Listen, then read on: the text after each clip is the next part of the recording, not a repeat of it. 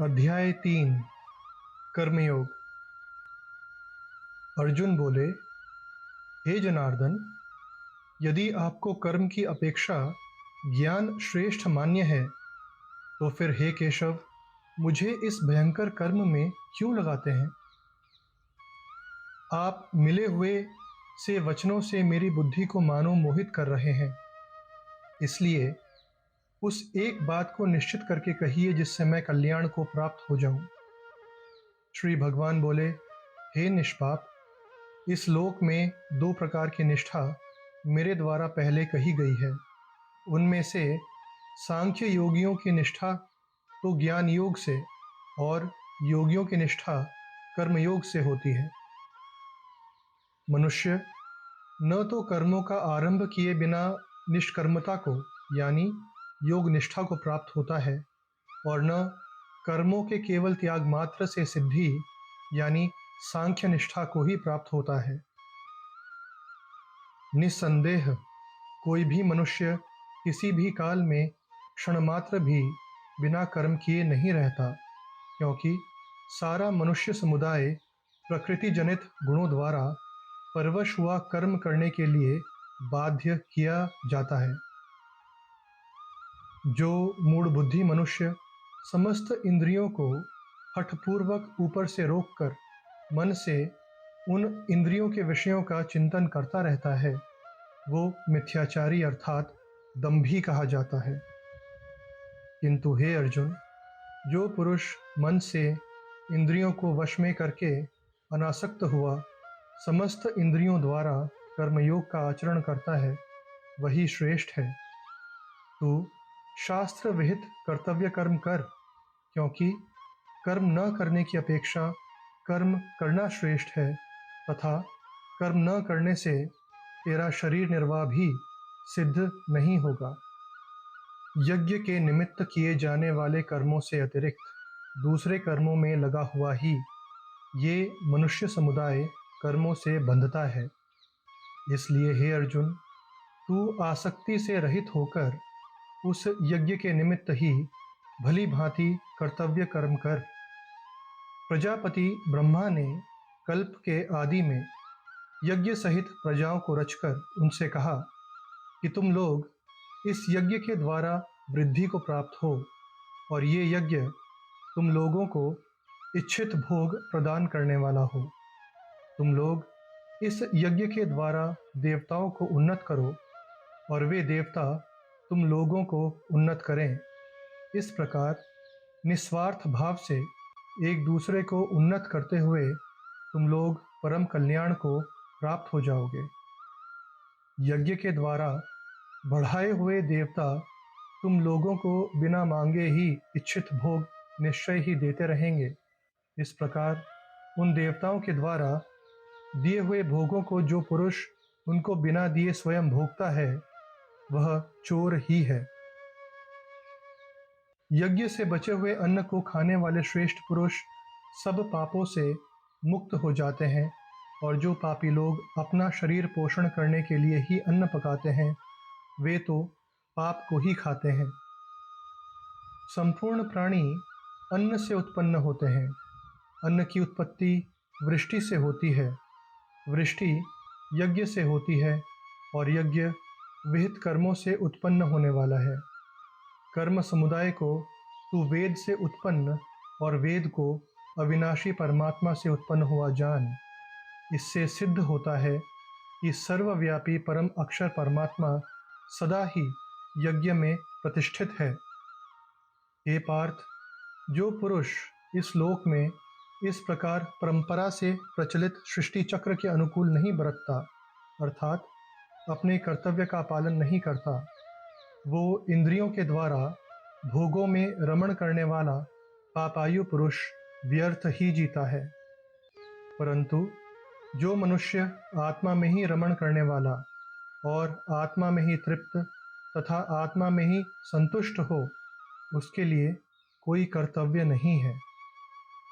उस महापुरुष का इस विश्व में न तो कर्म करने से कोई प्रयोजन रहता है और न कर्मों के न करने से ही कोई प्रयोजन रहता है, तथा संपूर्ण प्राणियों में भी इसका किंचन मात्र भी स्वार्थ का संबंध नहीं रहता। इसलिए तू निरंतर आसक्ति से रहित होकर सदा कर्तव्य कर्मों को भली भांति करता रहे, क्योंकि आसक्ति से रहित होकर कर्म करता हुआ मनुष्य परमात्मा को प्राप्त हो जाता है। जनक आदि ज्ञानीजन भी आसक्ति रहित कर्म द्वारा ही परम सिद्धि को प्राप्त हुए थे। इसलिए तथा लोक संग्रह को देखते हुए भी तू कर्म करने को ही योग्य है, अर्थात तुझे कर्म करना ही उचित है। श्रेष्ठ पुरुष जो जो आचरण करता है, अन्य पुरुष भी वैसा वैसा ही आचरण करते हैं। वो जो कुछ प्रमाण कर देता है, समस्त मनुष्य समुदाय उसी के अनुसार वर्तने लग जाता है। हे अर्जुन, मुझे इन तीनों लोकों में न तो कुछ कर्तव्य है और न कोई भी प्राप्त करने योग्य वस्तु अप्राप्त है, तो भी मैं कर्म में ही बरतता हूँ। क्योंकि हे पार्थ, यदि कदाचित मैं सावधान होकर कर्मों में न बरतूं तो बड़ी हानि हो जाए, क्योंकि मनुष्य सब प्रकार से मेरे ही मार्ग का अनुसरण करते हैं। इसलिए यदि मैं कर्म न करूं तो ये सब मनुष्य नष्ट भ्रष्ट हो जाएं और मैं संकरता का करने वाला हूँ तथा इस समस्त प्रजा को नष्ट करने वाला बनूं। हे भारत, कर्म में आसक्त हुए अज्ञानी जन जिस प्रकार कर्म करते हैं, आसक्ति रहित विद्वान भी लोक संग्रह करना चाहता हुआ उसी प्रकार कर्म करे। परमात्मा के स्वरूप में अटल स्थित हुए ज्ञानी पुरुष को चाहिए कि वो शास्त्र विहित कर्मों में आसक्ति वाले अज्ञानियों की बुद्धि में भ्रम, अर्थात कर्मों में अश्रद्धा उत्पन्न न करे, किंतु स्वयं शास्त्र विहित समस्त कर्म भली भांति करता हुआ उनसे भी वैसा ही करवावे। वास्तव में संपूर्ण कर्म सब प्रकार से प्रकृति के गुणों द्वारा किए जाते हैं, तो भी जिसका अंतःकरण अहंकार से मोहित हो रहा है, ऐसा अज्ञानी मैं करता हूँ ऐसा मानता है।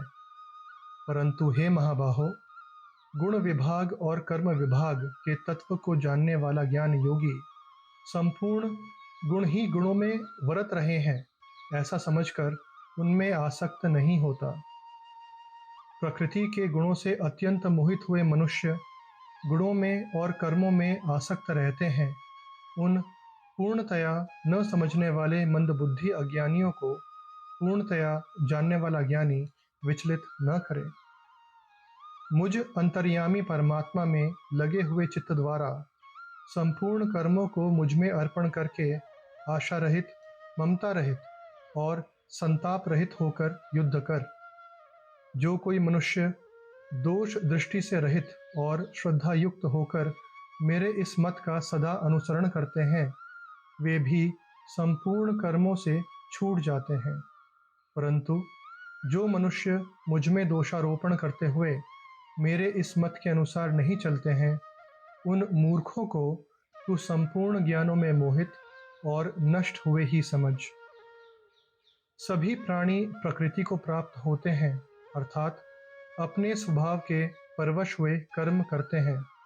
ज्ञानवान भी अपनी प्रकृति के अनुसार ही चेष्टा करता है, फिर इसमें किसी का हठ क्या करेगा। इंद्रिय इंद्रिय के अर्थ में, अर्थात प्रत्येक इंद्रिय के विषय में राग और द्वेष छिपे हुए स्थित हैं। मनुष्य को उन दोनों के वश में नहीं होना चाहिए, क्योंकि वे दोनों ही इसके कल्याण मार्ग में विघ्न करने वाले महान शत्रु हैं। अच्छी प्रकार आचरण में लाए हुए दूसरे के धर्म से गुण रहित भी अपना धर्म अति उत्तम है। अपने धर्म में तो मरना भी कल्याणकारक है और दूसरे का धर्म भय को देने वाला है। अर्जुन बोले, हे कृष्ण, तो फिर ये मनुष्य स्वयं न चाहता हुआ भी बलात् लगाए हुए की भांति किससे प्रेरित होकर पाप का आचरण करता है। श्री भगवान बोले, रजोगुण से उत्पन्न हुआ ये काम ही क्रोध है।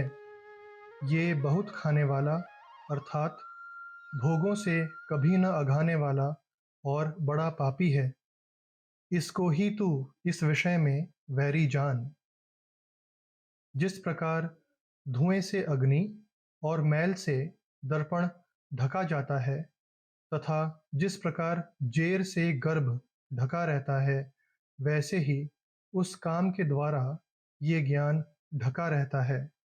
और हे अर्जुन, इस अग्नि के समान कभी न पूर्ण होने वाले काम रूप ज्ञानियों के नित्य वैरी के द्वारा मनुष्य का ज्ञान ढका हुआ है। इंद्रियां, मन और बुद्धि, ये सब इसके वास स्थान कहे जाते हैं। ये काम इन मन, बुद्धि और इंद्रियों के द्वारा ही ज्ञान को आच्छादित करके जीवात्मा को मोहित करता है।